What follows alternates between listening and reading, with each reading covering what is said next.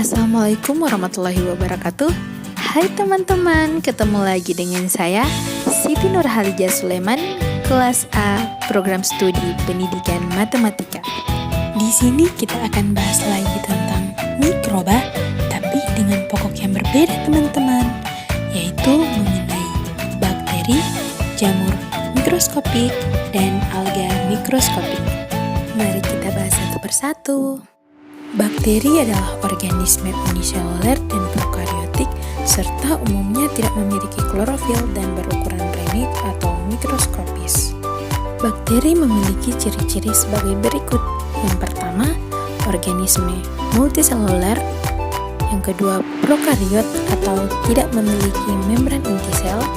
Yang ketiga, tidak memiliki klorofil, hidup bebas, memiliki bentuk tubuh yang beraneka ragam, hidupnya kosmopolit, dan memiliki ukuran yang bervariasi antara 0,12 sampai dengan ratusan mikron. Struktur bakteri. Struktur bakteri itu dibagi menjadi dua. Yang pertama, struktur dasar dan struktur tambahan. Struktur dasar yaitu yang dimiliki oleh hampir semua jenis bakteri, yang meliputi dinding sel, membran plasma, sitoplasma, ribosom, DNA, dan granula penyimpanan. Struktur tambahan dimiliki oleh jenis bakteri tertentu, meliputi kapsul, flagellum, pilus, fimbria, klorosom, vakuolagas, dan endospor. Bentuk bakteri dibagi menjadi tiga: bakteri kokus, bakteri basil, dan bakteri Spirilia. Bentuk-bentuk bakteri kokus yang pertama, monokokus, diplococcus, staphylococcus, streptococcus, sarkina, dan tetracoccus.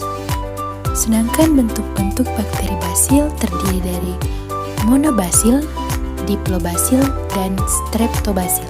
Sedangkan bentuk-bentuk bakteri Spirilia yaitu yang pertama spiral, vibrio, dan spiroseta.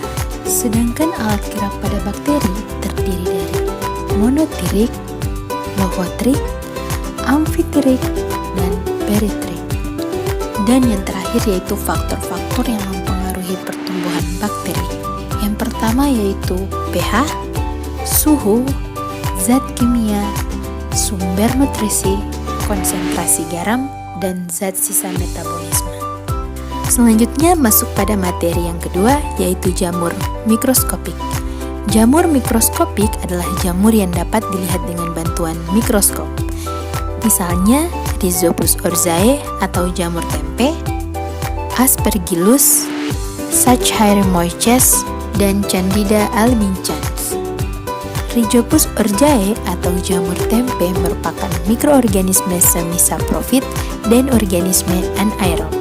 Rhizopus oryzae terdiri dari mycelium, sporangiospor, sporangium, dan spora yang menjadi alat perkembangbiakannya. Ciri tubuh jamur tempe yaitu yang pertama, tinggal di tanah yang lembab atau sisa organisme mati. Saat masih muda, hifanya bercabang banyak. Dan yang terakhir, jamur ini berkembang dengan dua cara. Yang pertama vegetatif dan generatif. Dan yang kedua yaitu Aspergillus.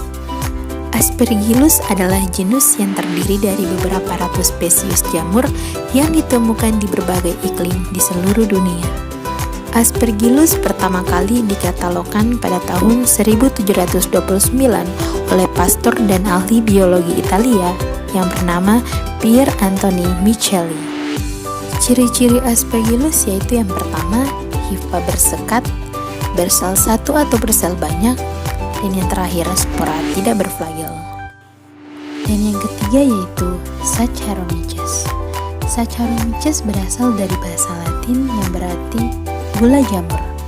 Saccharomyces adalah genus dalam kerajaan jamur yang mencakup banyak jenis lagi. Ciri-ciri Saccharomyces yang pertama yaitu fungi mikroskopis, bersel tunggal dan tidak memiliki badan buah, dan sering disebut sebagai ragi, kamir, atau hias. Dan kita masuk pada materi terakhir, yaitu alga mikroskopis.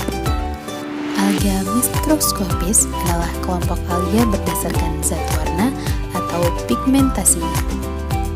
Dalam taksonomi, semua alga yang tampak berwarna hijau dimasukkan sebagai salah satu kelas dalam filum, yaitu Chlorophyceae.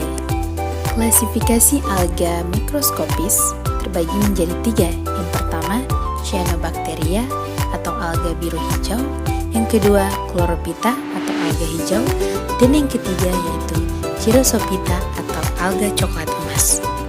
Cyanobacteria atau alga biru hijau adalah kelompok alga yang paling primitif dan memiliki sifat-sifat bakterial dan alga. Sedangkan Chlorophyta atau alga hijau adalah kelompok alga yang paling maju dan memiliki banyak sifat-sifat tanaman tingkat tinggi. Dan yang terakhir yaitu Chirosophyta atau alga coklat emas. Chirosophyta dikaitkan dengan Diaomae, namun mereka memiliki dinding sel silika yang sedikit selama masa hidup mereka.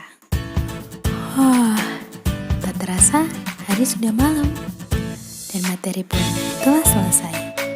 Itulah materi yang bisa saya sampaikan.